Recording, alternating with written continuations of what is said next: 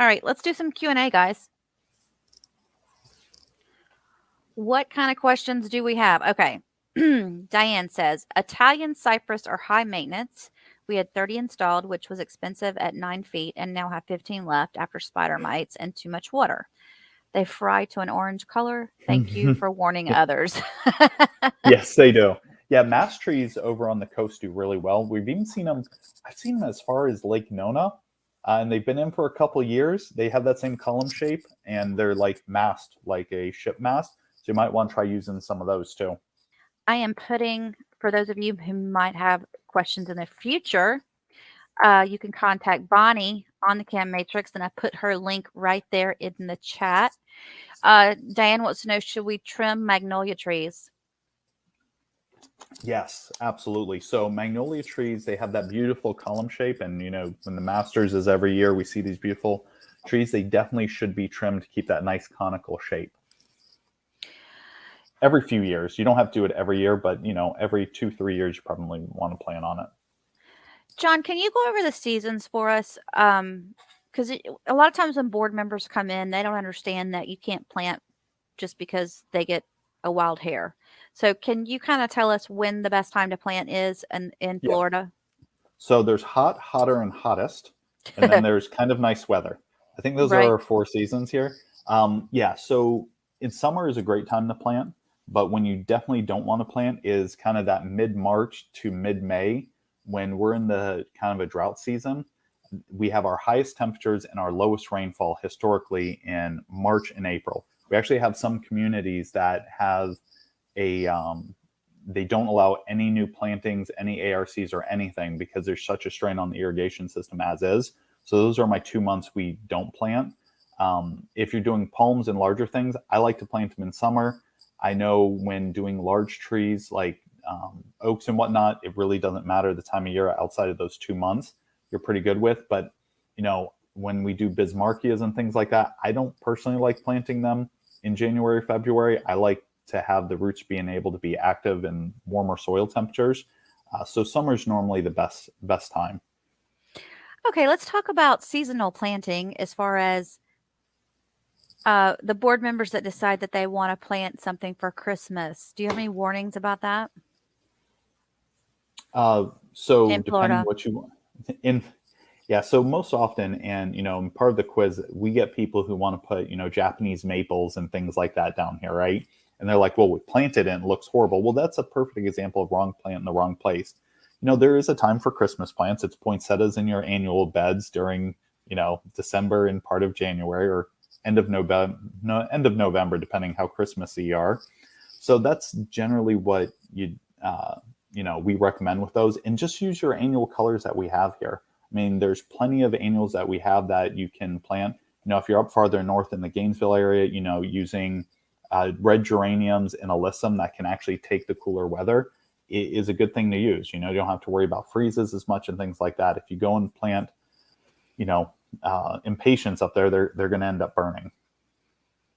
Okay. What's the one they use for the holidays the most though? The Poinsettias. Poinsettias, yeah. You cannot plant poinsettias. What you can do with them is, we always say that's one of the things I would say you can plant in the pot, is just dig some holes behind your annuals. And that's one of the things, people go a little too crazy with it, right? They end up going, all right, we're going to do a whole bed of poinsettias. Well, why don't you do a nice annual display and take 2 rows out of the back and put your poinsettias in the back for the holidays. So when you pull them out in January, you're not left with a big empty bed and midway in a season for flower change outs where you can't get anything. Steve said Norfolk pines, Christmas trees.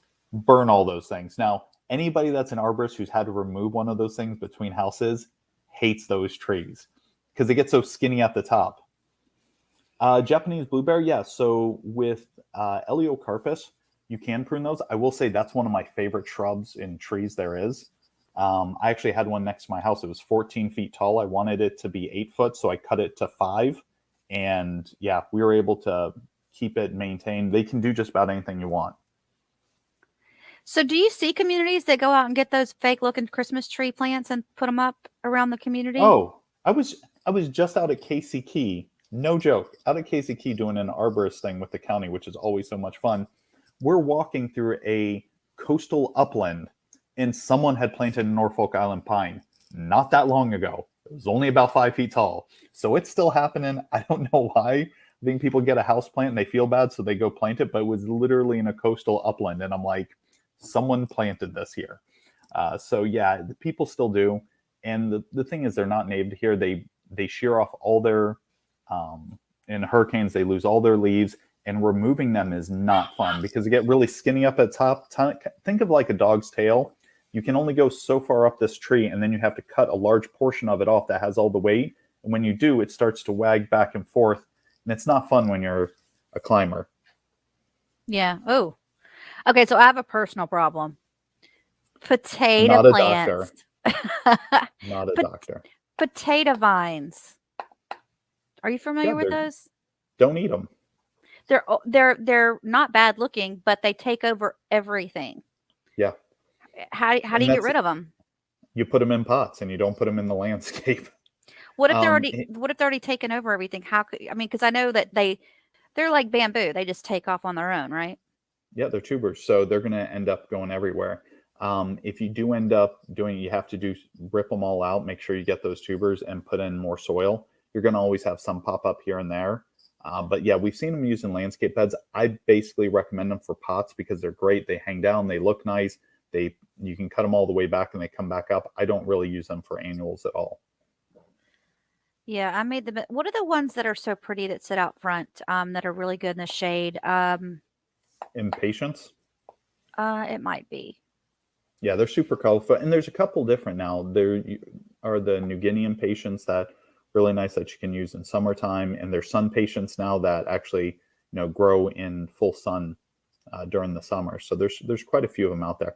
Annuals, if you go to American Farms website, you can see all the different annuals. Or what I would always suggest for associations and with their managers is get with your landscape provider and just make a plan for the year.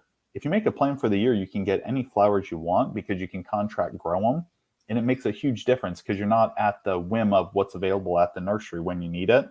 You actually plan them out. We're actually starting to do that on one of our communities up here. They have 5,000 flowers. So it's like, all right, we're taking them over in January. We're already starting their plan of what's your first February change out going to be? What's your next one going to be? So we can contract grow them so they're ready and we're not saying what's available. Do you know roughly how many communities that you work with that have their own landscape committees? Oh, at least 60. So on a percentage basis, you would say probably at least 20 to 30% of communities out there have their own landscape committee.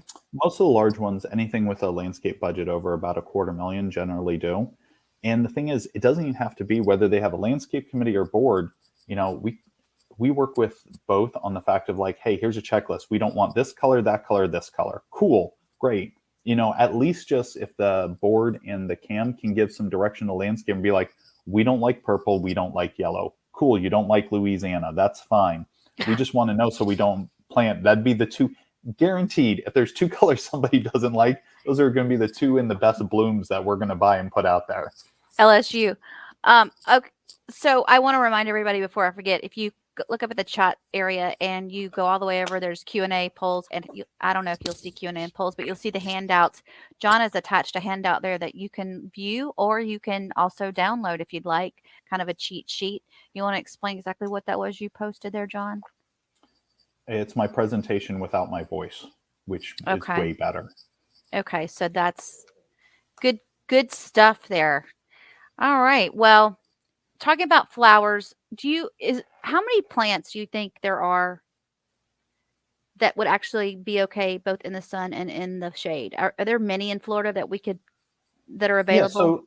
Yeah, so if you're looking at like foliage, if it has flowers, don't put it in the shade for the most part. There's very few. I think Tibicina does okay and a couple others. But for the most part, if it has flowers, it's going to want sunlight, right?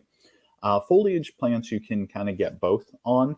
It's going to be depending where they were grown, right? So you can get arbicola that were shade grown that do really good in the shade. You can also get standard arbicola that will grow in shade and sun decently well. It just kind of depends. Now, if you get cast iron plants, they're not going to, but there's quite a bit. Copper leaf, all those types of foliage plants, there's a ton of them that you can get that grow in both. I personally think copper leaf is hugely underused and can be a great plant. You get a lot of good color from it, and it's basically, a bulletproof plant for people. Cool. Okay.